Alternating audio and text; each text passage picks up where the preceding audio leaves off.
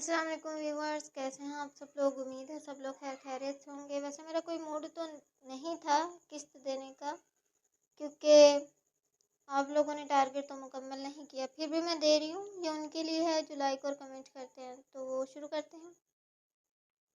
وہ گہرے سانس لیتی التمش کو دیکھ رہی تھی، اور التمش اس کے حسین سراپے کو دیکھ کر خود پر ضبط کھو رہا تھا۔ اپنے کھردرے ہاتھ اس کے پورے ملائم وجود پر گہرائیوں سے پھیرتا ہوا وہ اوپر کی طرف بڑھنے لگا۔ ایسے دلکش وجود کی رعنائیاں اپنی انگلیوں پر محسوس کرتے ہوئے اس کے وجود میں ایک عجیب سی خوشی دوڑ گئی۔ حالانکہ وہ ساوری کے وجود کو بہت بار زیر کر چکا تھا، مگر ہر بار ایسا لگتا تھا جیسے وہ اسے پہلی بار چھو رہا ہے، اور آج بھی ایسا ہی ہو رہا تھا۔ وہ اس قدر حسین کیوں تھی یہ وہ نہیں جانتا تھا، مگر اس کا نشہ ہمیشہ سر چڑھ کر دوڑتا تھا۔ آج بھی وہ اس کے وجود پر ہاتھ پھیرتا ہوا اس کی رعنائیوں اور نرمائی کو محسوس کرتا، اپنا پورا وزن اس کے وجود پر ڈال کر گہرائیوں میں پوزیشن سیٹ کرتا، ایک ہی جھٹکے میں اس کے اندر اتر گیا۔ ایک گہری آہ کے ساتھ ساوری نے اپنی دھڑکنوں کو اوپر اٹھایا، آنکھیں بند کی اور دونوں ہونٹ ہلکا سا کھل گئے، مگر اس کے ہونٹوں کو اپنے ہونٹوں میں قید کر کے آنکھیں بند کیے وہ اس کی سانسوں کو پینے لگا۔ گہرائیوں میں عمل تیزی سے جاری تھا، اور وہ اپنی بے چینی کو سکون دینے کے ساتھ ہی اس کی سانسوں کو بھی پی رہا تھا۔ وہ اس وقت جلدی اس لیے کر رہا تھا کیونکہ باہر فنکشن تھا اور اس کا بھی انتظار ہو رہا تھا، اسی لیے تیزی سے جھٹکے لگاتے ہوئے وہ اپنا عمل مکمل کر دینا چاہتا تھا۔ اس کے دمدار دھکوں کے باعث ساوری کا پورا وجود ہل رہا تھا، مگر آنکھیں بند کیے بیڈ شیٹ کو مٹھیوں میں دبوچ کر وہ اس کی شدتیں سہتی رہی، اور آخر کار اس کے وجود میں اپنا آپ انڈیل کر وہ پرسکون ہو گیا۔ مل گیا آپ کو سکون؟ ساوری نے اس کے چہرے کی طرف دیکھا۔ سانسیں دونوں کی پھول چکی تھی اور وہ مسکراتے ہوئے اس کی طرف دیکھ رہا تھا۔ ہاں بالکل، تمہیں اپنا بنا کر بے حد سکون ملتا ہے، اتنا سکون کہ تم سوچ بھی نہیں سکتی۔ وہ اس کے ملائم بدن پر دوبارہ ہاتھ پھیرنے لگا۔ اور آپ جب مجھے محبت کرتے ہیں، میں خود کو دنیا کی سب سے معتبر لڑکی سمجھتی ہوں۔ میں نے سنا ہے شوہر کی محبت ہر کسی کو نہیں ملتی، مگر مجھے ملتی ہے، روزانہ اور بھرپور۔ اس کے سینے پر سر رکھ کر وہ لیٹ گئی۔ التمش نے اس کی گہرائیوں میں ہاتھ رکھا۔ جانتی ہو مجھے تم پوری کی پوری بہت پسند ہو، اتنی پسند ہو کہ میرا دل چاہتا ہے ایک پل کے لیے تم سے دور نہ جاؤں۔ اس کا ہاتھ گہرائیوں میں رقص کرنے لگا تو ساوری کی منہ سے آہیں نکلنے لگی۔ میں جانتی ہوں آپ کی محبت میرے لیے بہت زیادہ ہے۔ اگر آپ مجھے تکلیف دیتے تو شاید یہ محبت کبھی برقرار نہ رہتی۔ چلیں، آپ کا بھی باہر انتظار ہو رہا ہوگا، اٹھ کر شاور لے لیں۔ وہ اس کے ہونٹوں کو چوم کر کھڑی ہونے کی کوشش کرنے لگی، مگر بے حال وجود کی وجہ سے دوبارہ ڈہ گئی۔ التمش اس کی حالت پر ہنسا۔ آج بھی تم مجھے نہیں سہ پاتی۔ آپ اتنے شدید ہیں کہ آپ کو سہنا ہر کسی کے بس کی بات نہیں ہے، لیکن میری چھوٹی سی بیوی یہ کام کر جاتی ہے۔ ایک وقت آئے گا جب میں آپ کو سہ پاؤں گی، وہ بڑے مان سے بولی۔ بہت جلد یہ وقت آئے گا جب تم ماں بن جاؤ گی، مجھے یقین ہے۔ وہ شاور لے کر آیا تو خود کو بلینکٹ میں چھپائے وہ خواب خرگوش کے مزے لے رہی تھی۔ التمش تیار ہو کر جیسے ہی باہر جانے لگا تو ساوری نے اسے پکارا، التمش ادھر آئیں۔ ارے، ابھی تو تم سو رہی تھی۔ اور اب حیرت سے مڑ کر وہ اس کے قریب آیا۔ ساوری نے دونوں بازو پھیلائے۔ کیا کر رہی ہو؟ وہ اس کی ایسی فرمائش پر حیران رہ گیا اور آگے بڑھ کر اسے اپنے گلے سے لگا لیا تو ساوری نے اس کے ہونٹوں کو چوم لیا۔ ارے واہ، آج تمہیں اپنے شوہر پر بہت پیار آ رہا ہے۔ آپ میرے شوہر ہیں اور آپ پر مجھے کبھی بھی پیار آ سکتا ہے۔ شہادت کی انگلی سے اس نے التمش کے دل پر اپنے نام کا پہلا حرف لکھا۔ التمش نہ جائیں پلیز۔ ارے ساوری، کیا چاہ رہی ہو؟ دوبارہ کروں؟ وہ اس کے نچلے ہونٹ کو انگوٹھے سے مسلنے لگا۔ نہیں، مجھے ڈر لگ رہا ہے۔ مگر کیوں؟ کیونکہ باہر بہت ساری لڑکیاں ہیں۔ اس کی بات پر وہ قہقہا لگا کر ہنسا۔ ارے اگر باہر لڑکیاں ہیں تو اس میں تمہیں کیوں ڈر لگ رہا ہے؟ وہ سب آپ پر ڈورے ڈالیں گی، آپ کو دیکھیں گی۔ وہ منہ پھلا کر گویا ہوئی۔ وہ مجھے دیکھیں گی، لیکن میں تو انہیں نہیں دیکھوں گا۔ یہ بات میں نے بھی بولی تھی اور آپ نے دیکھو میرے ساتھ کیا کیا۔ یہ تو میرا حق تھا جو میں نے وصول کیا، اور آپ پر بھی تو میرا حق ہے۔ میں چاہتی ہوں آپ یہاں سے نہ جائیں۔ ساوری، میں بس تھوڑی دیر میں آ جاؤں گا۔ وہ اسے پیار سے پچکار کر گال پر لب رکھتا اس کی بڑی بڑی آنکھوں میں دیکھنے لگا۔ آپ تھوڑی دیر میں آ جائیں گے، تب تک پتہ نہیں کس کس کا دل آپ کے اوپر آ جائے گا، لیکن میرا دل تو تمہارے اوپر ہے۔ تمہاری دھڑکنیں مجھے اس قدر پسند ہے کہ میں ہمیشہ انہیں اپنی شدت کا نشانہ بناتا ہوں۔ وہ اس کی دھڑکنوں پر ہاتھ رکھ کر معنی خیز انداز میں بولا، مگر ساوری کو اس کی بات پھر بھی سمجھ نہیں آ رہی تھی۔ مجھے مکھن لگانے کی ضرورت نہیں ہے۔ اچھا ٹھیک ہے، میں ایک دو معاملات دیکھ لوں، جیسے ہی سارا کام ختم ہو جائے گا میں پکا تمہارے پاس واپس آ جاؤں گا۔ سچ کہہ رہے ہیں؟ ہاں بالکل سچ کہہ رہا ہوں۔ کتنا سچ؟ اتنا سچ کہ جتنا سچ میں نے آج تک خود سے بھی نہیں بولا۔ وہ اس کی آنکھوں میں دیکھتا ہوا دوبارہ اس کے ہونٹوں پہ جھکا تو ساوری نے اس کے بالوں میں ہاتھ پھنسا کر التمش کے ہونٹوں کو شدت سے چوم لیا۔ جلدی واپس آئیے گا، سوچ لو۔ جلدی آؤں گا تو دوبارہ کروں گا۔ بھلے کر لینا، جو بھی کریں گے میرے ساتھ کریں گے نا، کم از کم باہر کی لڑکیوں کے ساتھ تو نہیں کریں گے۔ تم آج اتنا حق جتا رہی ہو، مجھے اچھا لگ رہا ہے۔ اتنا اچھا لگ رہا ہے تو جلدی کام نپٹا کر آئیں۔ وہ دوبارہ بستر میں دبک گئی، مگر جیسے ہی التمش اٹھنے لگا دوبارہ اٹھ کر اس کے گلے لگ گئی۔ آئی لو یو۔ اس کی بات پر وہ دوبارہ ہنسا۔ کیا ہو گیا ہے ساوری تمہیں؟ مجھے پیار ہو گیا ہے، وہ منہ بنا کر بولی۔ اچھا چلو لیٹ جاؤ۔ نہیں، پہلے کپڑے پہنو۔ تم نے ابھی تک کپڑے بھی نہیں پہنے۔ اگر کوئی اور آ گیا اور اس حالت میں تمہیں دیکھ لیا تو پھر میں تمہارا گلا دبا دوں گا۔ مجھے کپڑے نہیں پہننے۔ اچھا تو تم یوں ہی رہو گی؟ اس نے ہاں میں سر ہلایا۔ عجیب ضد ہے۔ التمش نے حیرت سے اس کے ضدی پن کو دیکھا۔ وہ ایسی کیوں ہوتی جا رہی تھی؟ یقیناً ماں بننے کے مراحل ہی کچھ ایسے تھے۔ وہ بالکل بچے جیسی حرکتیں کر رہی تھی۔ اگر آپ چاہتے ہیں میں کپڑے پہنوں تو آپ مجھے خود کپڑے پہنا دیں۔ ساوری، مجھے دیر ہو رہی ہے۔ مجھے نہیں پتا۔ پھر وہ دوبارہ بستر میں دبکنے لگی تو پھر التمش نے اس کے کپڑے اٹھا کر اسے پہنانا شروع کیے۔ بہت بدتمیز ہو تم۔ آ کر تمہاری خبر لیتا ہوں۔ یہ جو تمہیں کپڑوں سے الرجی ہوئی ہے، اس الرجی کا میں بھرپور فائدہ اٹھاؤں گا۔ دوبارہ معنی خیز انداز میں کہہ کر وہ ساوری کی آنکھوں میں دیکھنے لگا۔ مجھے نہیں پتا کسی بدلے کا۔ ہاں، ہر بات کا ایک ہی جواب ہے۔ مجھے نہیں پتا، چاہے اس بات کا وہ جواب ہو یا نہ ہو۔ التمش نے اسے سخت سست سنا دیا۔ مجھے یہ بھی نہیں پتا۔ ساوری، مجھے تنگ کر رہی ہو تم، اور آپ مجھے۔ وہ منہ بنا کر لیٹنے لگی۔ ساوری، شرٹ کے بٹن بند کرو، پھر لیٹنا۔ بند کر دے؟ دونوں بازو کھول کر وہ اس کے سامنے کھڑی ہو گئی۔ التمش نے گہری نظروں سے اس کی ہر پردے سے آزاد کھلی دھڑکنوں کو دیکھا۔ وہ نہیں چاہتا تھا وہ دوبارہ بے قابو ہو، لیکن ساوری کی حرکتیں اسے بے قابو ہونے پر مجبور کر رہی تھیں۔ بہت بری ہو تم، آ کر تم سے ہر بدلہ لیتا ہوں۔ اس کی شرٹ کے بٹن بند کر کے وہ باہر چلا آیا۔ پیچھے سے وہ منہ بنا کر تکیے کو باہوں میں بھینچ کر دوبارہ لیٹ گئی۔ اسے یاد تھا تکیے کو لے کر التمش نے کس قدر غصہ کیا تھا، مگر پھر بھی آج وہ یہ کام دوبارہ کر بیٹھی۔ مگر کوئی بات نہیں، وہ بھی تو اس کی کوئی بھی بات مانے بغیر باہر چلا گیا۔ اگر وہ کہہ رہی تھی کہ اس کے پاس رہے، باہر لڑکیوں کے پاس نہ جائے، تو اس کا کیا بگڑ رہا تھا؟ اگر وہ میرے ساتھ کچھ ٹائم گزار لیتا تو؟ مگر نہیں، اسے تو باہر لڑکیوں کے پاس جانا تھا۔ کیا وہ لڑکیاں مجھ سے زیادہ خوبصورت ہیں؟ وہ اٹھ کر آئینے کے سامنے آ گئی۔ بلا شبہ وہ بہت خوبصورت تھی، مگر پھر بھی مرد کا کیا بھروسہ وہ کسی بھی عورت کے اوپر دل ہار بیٹھے۔ نہ جانے وہ باہر جا کر کیا کریں گے، اسے کچھ سمجھ نہیں آ رہا تھا۔ مجھے بھی باہر جانا چاہیے۔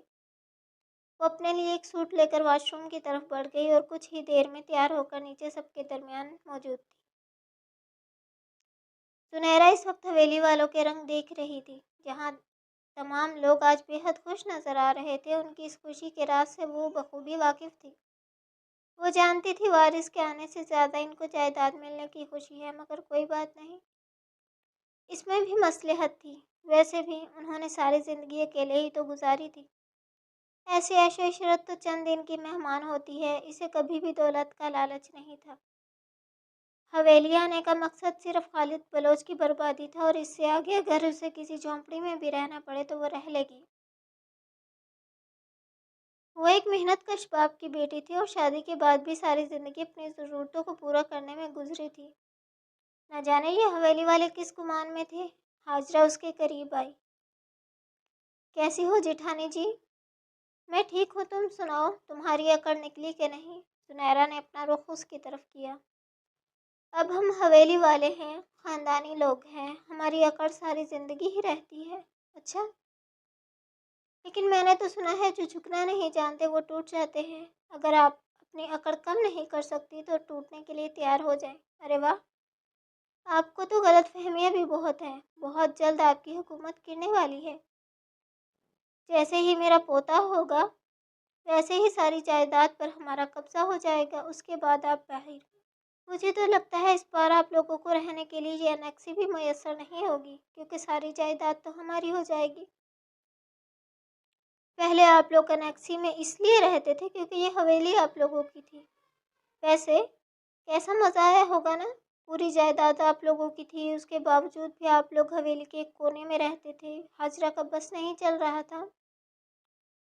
زنیرہ کے زخموں کو ادھیڑ کر ان پر نمک چھڑک دے۔ بہت اچھا ایکسپیرئنس رہا میری زندگی میں۔ اگر مشکلات نہ ہوں تو زندگی جینے کا مزہ نہیں آتا، اور مشکلات ہمیں بتاتی ہیں ہماری زندگی میں کتنے کتے اور کتنے شیر ہیں۔ مگر ماشاءاللہ آپ کو ملا کر پوری بلوچ حویلی کتوں سے بھری پڑی ہے۔ مجھے یہاں ایک بھی انسان نظر نہیں آتا۔ وہ افسوس سے تمام لوگوں کو دیکھتے ہوئے نفی میں سر ہلانے لگی۔ تو ہاجرہ کے تن بدن میں آگ لگ گئی۔ زبان سنبھال کر بات کریں، آپ کی حکومت اب جمعہ 8 دن کی ہے۔ ابھی میری حکومت باقی ہے نا، تو اسی لیے چپ چاپ جا کر اپنی جگہ بیٹھ جائیں، ورنہ اس جمعہ 8 دن میں کچھ بھی ہو سکتا ہے۔ اکڑ تو آپ میں بھی بہت ہے، اور آپ کی یہ اکڑ میں نکالوں گی۔ ہاجرہ دل ہی دل میں سوچ کر وہاں سے چلی گئی۔ تو خادم بلوچ نے اسے اپنے پاس بلایا۔ تمہاری عادتیں ختم نہیں ہوں گی نا؟ ابھی ان کا راج ہے تو ان سے پنگا لینے کی ضرورت نہیں ہے۔ ابھی وہ کچھ بھی کر سکتے ہیں۔ آپ فکر نہ کریں، وہ کچھ نہیں کر سکتے۔ اب ہمارا پوتا آنے والا ہے، اور اس جائیداد کے اندر جتنے حصے کم ہوں اتنا ہی اچھا ہے۔ کیا مطلب؟ کیا کہنا چاہتی ہو تم؟ پھر تم نے کون سی خرافات کر ڈالی ہے؟ یہ تو آپ کو آپ کا بیٹا مبشر ہی بتائے گا۔ وہ کیا کرنے جا رہا ہے اب؟ خادم بلوچ کو ذرا اندازہ نہیں تھا کہ مبشر آج کیا کرنے جا رہا ہے۔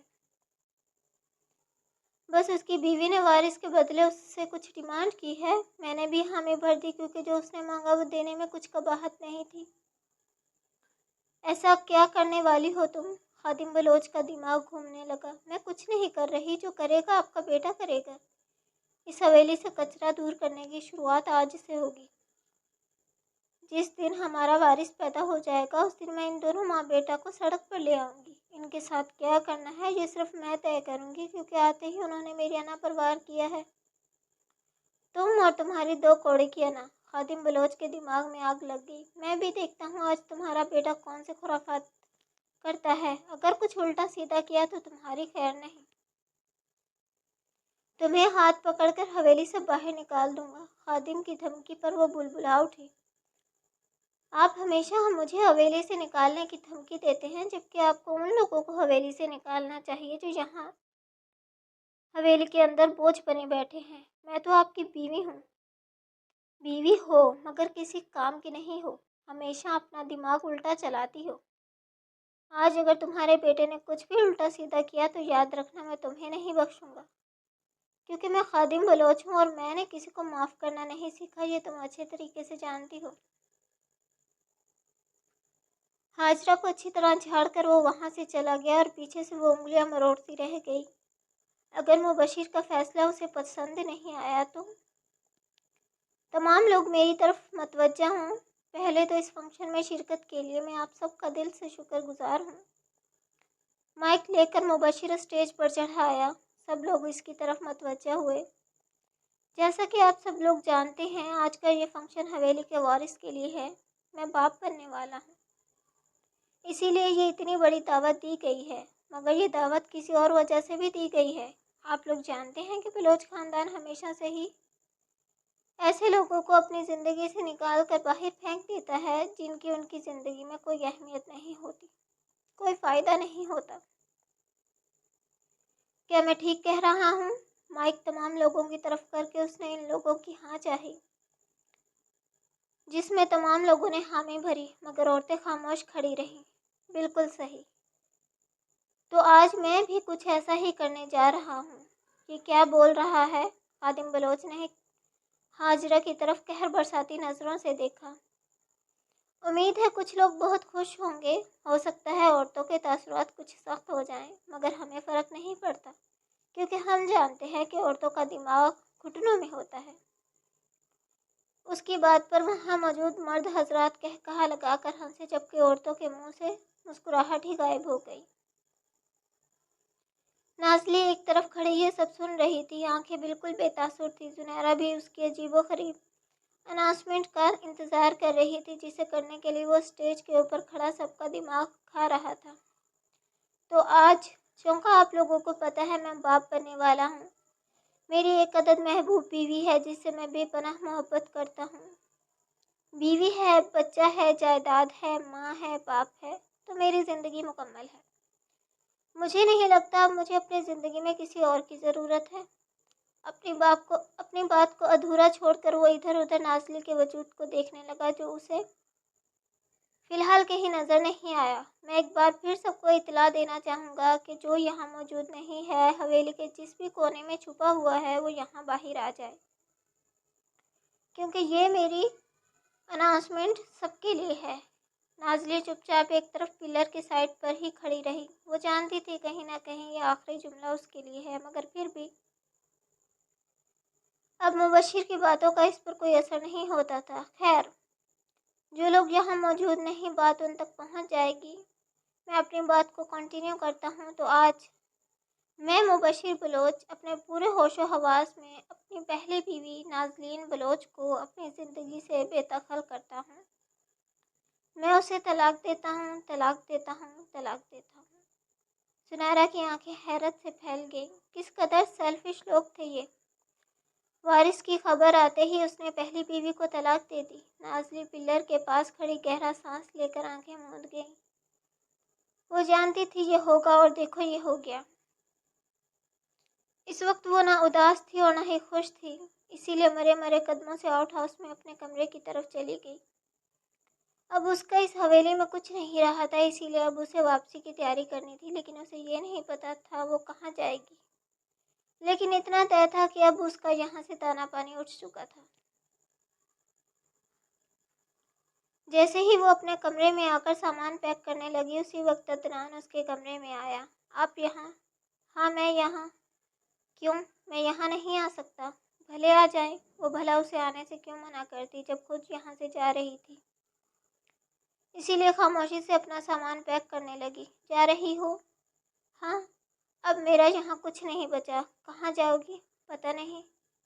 وہ اپنے کام میں مصروف جواب دے رہی تھی۔ نہ جگہ کا معلوم ہے، نہ ٹھکانہ معلوم ہے، پھر بھی جا رہی ہو؟ کیا تم پاگل ہو گئی ہو؟ نہیں، جب شادی شدہ زندگی میں تھی تب ایسا لگتا تھا جیسے کسی نہ کسی دن اپنے ہوش و حواس کھو بیٹھوں گی اور پاگل ہو جاؤں گی، مگر اب اچھا محسوس ہو رہا ہے، آزاد لگ رہا ہے۔ میرا یہاں کوئی کام نہیں، اسی لیے میں یہاں نہیں رک سکتی۔ سب کے سامنے اس نے مجھے بے فالتو اناؤنس کیا ہے، لیکن خیر یہ کوئی اذیت نہیں، اس سے زیادہ اذیت میں اپنی زندگی میں سہ چکی ہوں۔ میرے ساتھ چلو۔ عدنان کی بات پر وہ حیرت سے اسے دیکھنے لگی۔ آپ کے ساتھ؟ مگر کس حق سے؟ جانتے ہیں میں عدت میں ہوں۔ عدت پوری کرنے کے بعد آپ ہمیشہ کے لیے میرے ساتھ رہیے گا، مگر کیوں؟ میری ہو جائیے، شادی کر لیں۔ اس کی بات پر وہ زخمی سا مسکرائی۔ آپ جذباتی ہو رہے ہیں، آپ کے سامنے ساری زندگی پڑی ہے، آپ کو کوئی بھی اچھی اور صاف ستھری لڑکی مل جائے گی، مگر اب میں اس قابل نہیں ہوں۔ اس کا لہجہ نم ہو گیا۔ تم میری بیوی بننے کے قابل ہو، میں بس یہ جانتا ہوں۔ نہیں، اس کے سوا بھی بہت ساری قابلیت چاہیے ہوتی ہے، تم میں ہر قابلیت ہے۔ وہ مسلسل اس کے چہرے کی طرف دیکھ رہا تھا، جہاں کرب و اذیت صاف نمایاں تھی۔ مجھ میں کوئی قابلیت نہیں ہے، ایک بچہ تو میں پیدا نہیں کر سکی، اپنے شوہر کو بھی کبھی خوش نہیں رکھ سکی۔ آپ یہاں سے چلے جائیے، مجھے مزید پریشان نہ کریں، میں چند گھنٹے یہاں پر ہوں، صبح ہوتے ہی یہاں سے چلی جاؤں گی۔ تم یہاں سے کہیں نہیں جاؤ گی، اگر جاؤ گی تو میرے ساتھ جاؤ گی۔ میں تمہیں زمانے میں رسوا ہونے کے لیے نہیں چھوڑ سکتا اور میں آپ کے ساتھ نہیں رہ سکتی۔ اس دن بھی میں نے آپ سے کہا تھا میرا پیچھا چھوڑ دیں، لیکن آپ ایک نمبر کے ڈھیٹ انسان ہیں۔ آپ ابھی میرے پیچھے آ گئے اور مجھے اپنے ساتھ رہنے کا بول رہے ہیں، حالانکہ میرا آپ سے کوئی رشتہ نہیں ہے۔ میں تمہارا پیچھا اسی دن چھوڑ دیتا، تم سے ہر ناطہ اسی دن توڑ دیتا، ہر امید چھوڑ دیتا، تمہیں تمہارے حال پر بھی چھوڑ دیتا، اگر مجھے پتہ نہ چلتا کہ تم نے شادی سے انکار کر دیا ہے۔ اس کی اتنی باخبری پر وہ حیران رہ گئی۔ آپ کو کیسے پتا؟ وہ دنگ رہ گئی۔ مجھے سب پتہ ہے۔ میں نہیں جانتا تم نے اس دن شادی سے انکار کیوں کیا تھا، مگر میرے لیے تمہارا انکار کرنا ہی کافی تھا۔ لیکن تمہارے ماموں نے بلوچ خاندان سے اتنی بڑی رقم کھا رکھی تھی کہ وہ تمہیں کسی بھی حال میں انہیں سونپے بغیر نہیں رہ سکتے تھے۔ آخر ان کے ہاتھ اتنی موٹی رقم جو لگنے والی تھی، اور میں یہ بھی جانتا ہوں مبشر بلوچ سے تمہاری شادی کوئی رضامندی کے ساتھ نہیں ہوئی، بلکہ زور زبردستی کی گئی تھی۔ اسی لیے کہہ رہا ہوں، اب میری محبت کو قبول کرو اور میرے ساتھ زندگی گزارو۔ نہیں، اب یہ ممکن نہیں۔ مجھے لگتا ہے سب ممکن ہے، اور میں یہ ممکن کر کے رہوں گا۔ تم یہاں سے کہیں نہیں جاؤ گی۔ اسے وارن کر کے وہ کمرے سے باہر چلا گیا۔ چٹاخ! ایک زوردار تھپڑ اس نے ہاجرہ کے منہ پر دے مارا تو وہ زمین بوس ہو گئی۔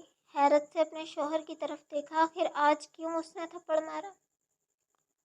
تمہاری حرکتیں اس قدر گری ہوئی ہیں کہ میں سوچ بھی نہیں سکتا۔ آخر آپ کو کیا ہو گیا ہے؟ جب سے وہ زنیرہ اس گھر میں آئی ہے، آپ کو میرا کوئی کام صحیح نہیں لگتا۔ کہیں آپ بھی اپنے بھائی کی طرح اس پر فدا تو نہیں ہو گئے؟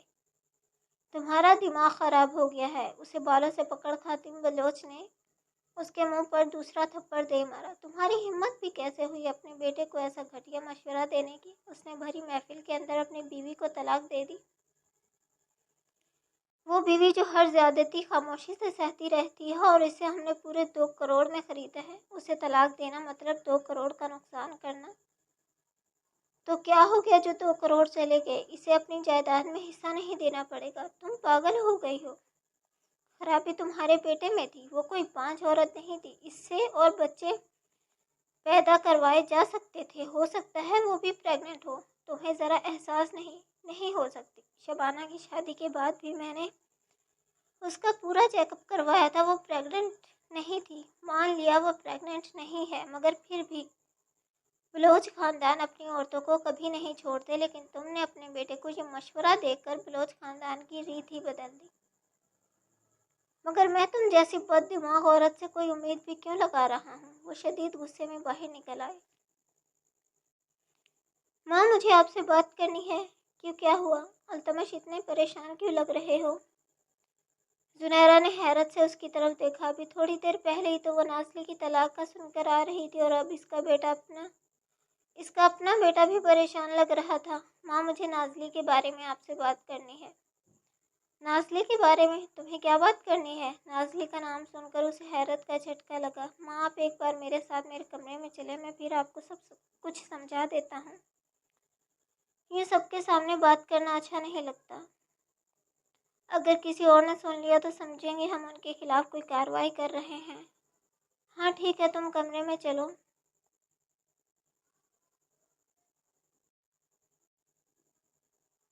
وہ اپنے بیٹے کے ساتھ کمرے میں آ گئی۔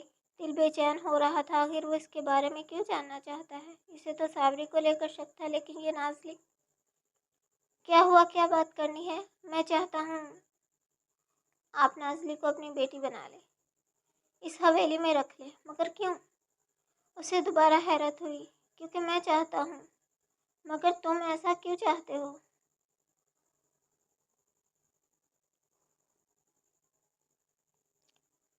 میں ایسا اس لیے چاہتا ہوں کیونکہ وہ یتیم ہے۔